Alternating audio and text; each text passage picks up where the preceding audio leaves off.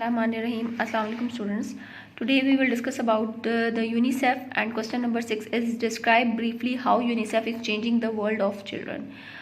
तो आज के क्वेश्चन में हम यूनिसेफ को डिस्कस करेंगे कि यूनिसेफ जो है वो किस तरीके से बच्चों की वर्ल्ड को, चिल्ड्रन वर्ल्ड को किस तरीके से तब्दील कर रहा है या उनकी लाइफ पे कैसे असरअंदाज हो रहा है. It's answer is given on page number 5.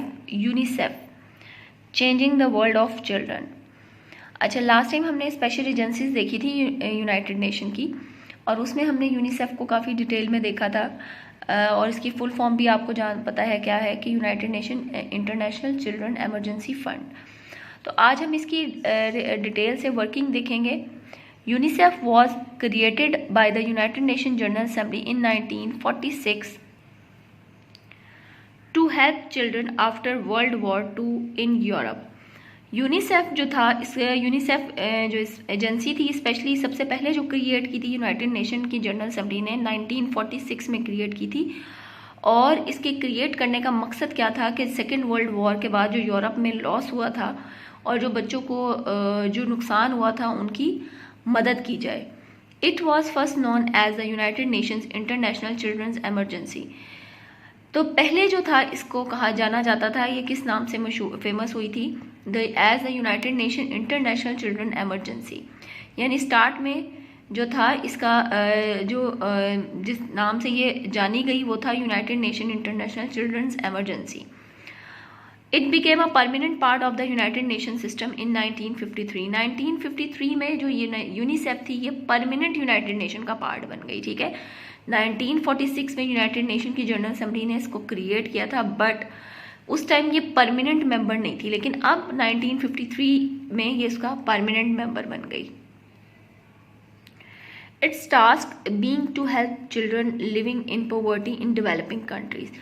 इसका जो बेसिक पर्पस है यूनिसेफ का, वो स्पेशली उन बच्चों की मदद करना है जो कि डेवलपिंग कंट्रीज में रहते हैं, पॉवर्टी की कंडीशन में, पुअर कंडीशन में. ठीक है, डेवलपिंग कंट्रीज कौन से होते हैं? एक होते हैं डेवलप्ड कंट्रीज और एक होते हैं डेवलपिंग कंट्रीज. ठीक है, डेवलप्ड कंट्रीज वो होते हैं जो तरक्की कर चुके हैं, और डेवलपिंग कंट्रीज वो होते हैं जो अभी तरक्की की तरफ जा रहे हैं, यानी अभी उनके में डेवलपमेंट नहीं हुई.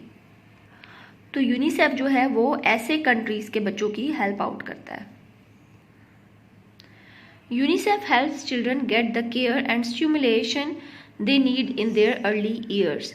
यूनिसेफ जो है वो हेल्प करता है, मदद करता है बच्चों की टू गेट द केयर, कि उनकी देखभाल की जाए या वो अच्छी देखभाल हासिल कर सकें या अच्छी केयर उनको मिल सके. And stimulation they need in their early years.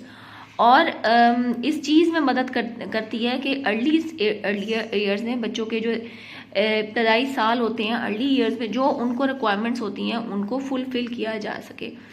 And encourages families to educate girls as well as boys. और उनकी फैमिलीज़ को, और उन फैमिलीज़ को जो था इनकरेज करना था कि जो अपने यानी मोटिवेट करना कह लो कि वो गर्ल्स के साथ साथ बॉयज़ की तालीम पर भी फोकस करें. अच्छा, यूनिसेफ ने इस काम के इसके देखें, अब ये जो चीज़ चेंजिंग होती है ना, ये चेंजिंग लाने के लिए ना बहुत से स्टेप्स लिए जाते हैं ऐसे. तो अगर आपको याद हो तो एक मीना एक के नाम से कार्टून आता था. ठीक है, ये कार्टून भी यूनिसेफ की तरफ से कह लो कि उन्हीं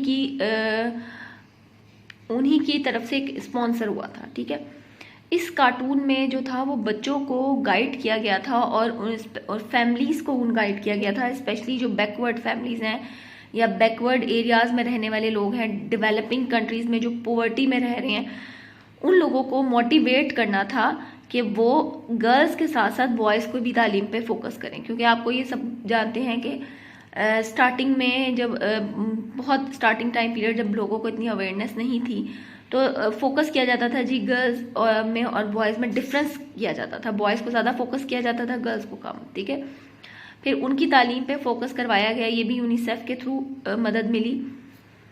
अच्छा, और जो अर्ली एजेस में बच्चों को जो रिक्वायरमेंट्स होती हैं, जैसे उनकी हेल्थ का इशू होता है, उनकी जो बेसिक फूड होती है, खुराक का होती है, इसमें यूनिसेफ जो है ये ऐसे कंट्रीज़ की मदद करता है, उन बच्चों के लिए हेल्प आउट करता है। It strive to reduce childhood death and illness and to protect children in the midst of war and natural disasters। अच्छा, इसके अलावा यूनिसेफ का क्या काम होता है कि ये हेल्प आउट करती है, उनकी मदद करती है,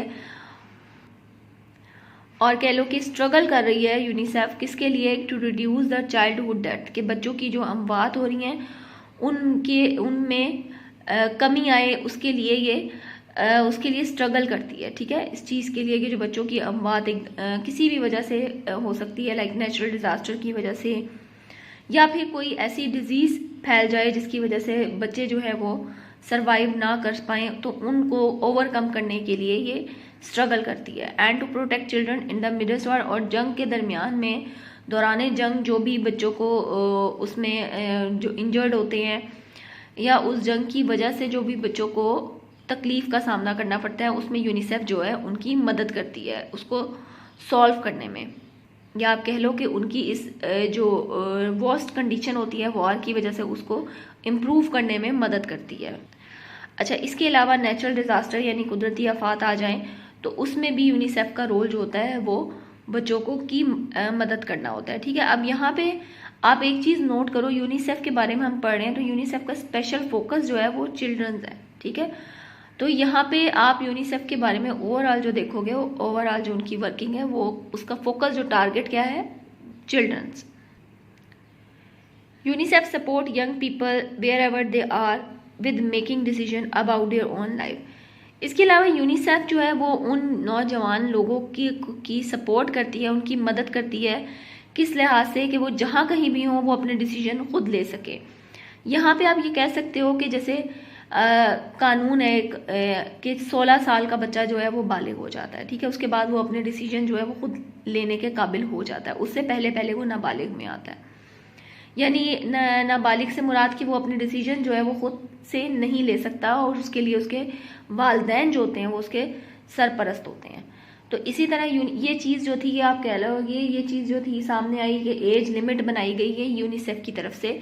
एक पूरी दुनिया में जो भी इसके मेंबर्स हैं यूनाइटेड नेशन के, वहाँ पे ये रूल हो गया कि आफ्टर 16 ईयर्स के बाद जो है वो जो बच्चा है वो बालिग है और वो उसके बाद वो अपने डिसीजन जो है वो खुद ले सकता है। तो ये चीज़ जो थी ये सपोर्ट किसने की, यूनिसेफ ने।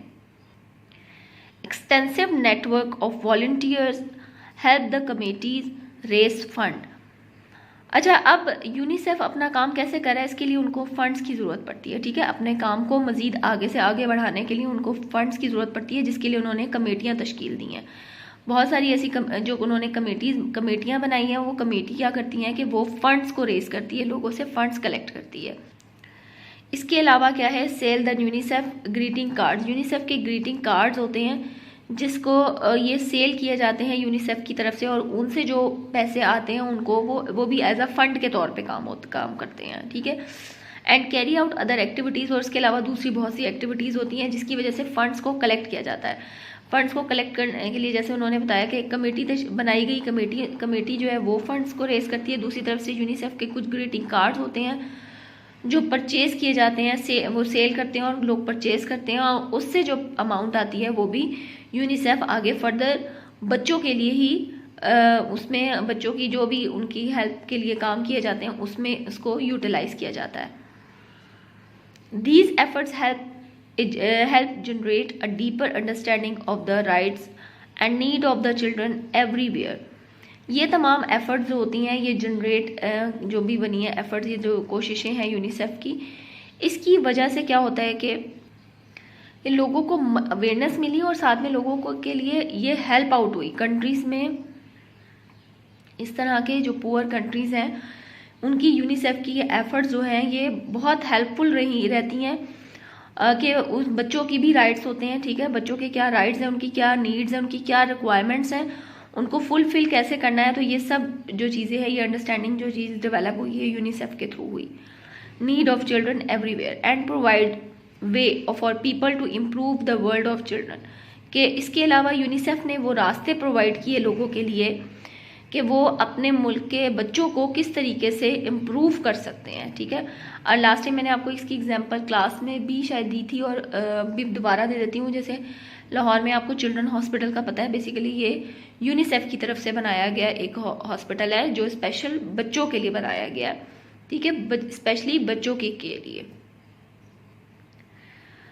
UNICEF helps million of people in Africa, Asia, Latin America in sickness and hunger, not because of war but because of the age-old problem of poverty.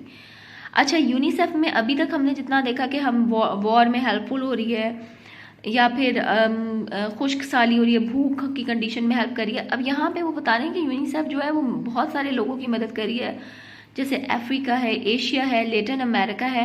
Latin America जो है ये अमेरिका का ही part है, but ये America के western side पे आता है, और अगर वर्ल्ड के लिहाज से बात की जाए तो ये साउदर्न साइड पे जो है ये एक रीजन है जिसका नाम है लेटिन अमेरिका। तो इन एरियाज में भी यूनिसेफ ने बहुत हेल्प की है, हंगर यानी भूख की कंडीशन में, बीमारी की कंडीशन में। और ये तमाम बातें वो कह रहे हैं कि सिर्फ ऐसी वजूहात सिर्फ जंग की वजह से नहीं बनती कि वॉर हुई है तो हंगर की कंडीशन हो गई या सिकनेस हो गई। तो कह रहे हैं कि ये इसलिए है कि बिकॉज यहाँ पे of the age old problem of poverty, कि बहुत लंबे अरसे से यहाँ पे गुर्बत का मसला चलता आ रहा है, तो उसकी वजह से ये प्रॉब्लम फर्दर आगे उनको फेस करनी पड़ी, जिसमें यूनिसेफ ने उनकी मदद की। अच्छा जी स्टूडेंट, ये हमारे क्वेश्चन नंबर 5 का आंसर है, सॉरी 6 का। स्टार्ट होगा, यहाँ पे आपने हेडिंग देनी है यूनिसेफ, ठीक है, इधर से आपने स्टार्ट करना है और ये कंप्लीट करना है आपने प्रॉब्लम ऑफ पॉवर्टी तक। तो यहाँ पे हमारा 6 क्वेश्चन का आंसर कंप्लीट होगा। अब इस क्वेश्चन के बाद हम इसकी एक्सरसाइज भी देख लेते हैं। फिल इन द ब्लैंक्स है। फर्स्ट है more than 37 million people were killed in dash first world war 1914 to 18। Second है the Zoroastrian ruler Cyrus the great gave the first charter of human rights to the world। Third है the USA dropped the atomic bomb on Hiroshima during the Second World War। Fourth है the General Assembly consists of all member states of the UN। Fifth है the aim of UNESCO is to help countries of the world with obtaining modern education as well as preserving their culture heritage। तो ये हमारी 5 fill in the blanks हैं जिसको आपने complete करना है। अच्छा, इसके बाद हम देखेंगे true false. The Atlantic charter was first signed by Australia and UK. False है। More than 53 million people were killed during the second world war. True है। अच्छा, ये फर्स्ट वाला जो फॉल्स मैंने आपको बताया है कि इसमें फर्स्ट साइन ऑस्ट्रेलिया और यूके ने किया, तो इसमें इन लोगों ने नहीं किया, बहुत सारी नेशंस ने यह चार्टर साइन किया था। थर्ड है the Indus basin water treaty was signed in 1963। False, 1960 में हुआ था ये साइन। फोर्थ है FAO help countries to increase their food, forest and other resources. ये ट्रू है। फिफ्थ है the ILO receive the Nobel Peace Prize in 1964। False है, 1969 में रिसीव किया था उन्होंने ये नोबल प्राइज। अच्छा जी स्टूडेंट्स, तो यह आज का हमारा लेक्चर था जिसमें हमने क्वेश्चन नंबर 6 को देखा डिटेल से यूनिसेफ के बारे में। उसके बाद एक्सरसाइज की फिल इन दी ब्लैंक्स और ट्रू फॉल्स देखी। Hopefully you understand the answer of all these question. Take care student, have a good day. अल्लाह हाफिज़।